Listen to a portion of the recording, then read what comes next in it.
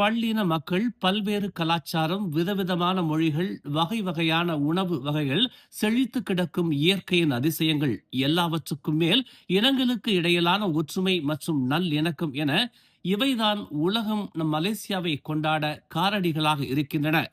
நல்லிணக்கத்தையும் ஒற்றுமையையும் பறைசாற்றும் வகையில் பல்வேறு மக்களின் பண்டிகைகள் நம் தேசத்தை மேலும் மெருகூட்டுகின்றன.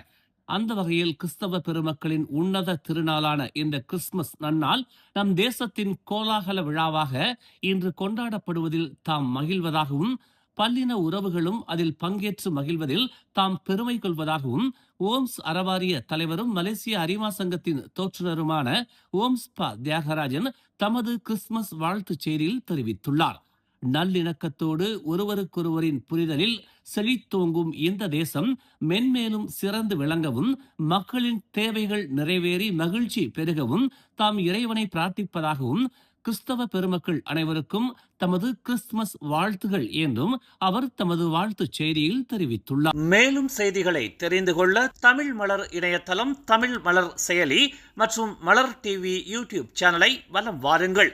எங்களோடு இணைந்திருக்க மலர் டிவியை பதிவு செய்து கொள்ளுங்கள். உறவுகள் மகிழ்ந்திட விருப்பம் மற்றும் பகிர்வு சேவையை சொடுக்கிடுங்கள்.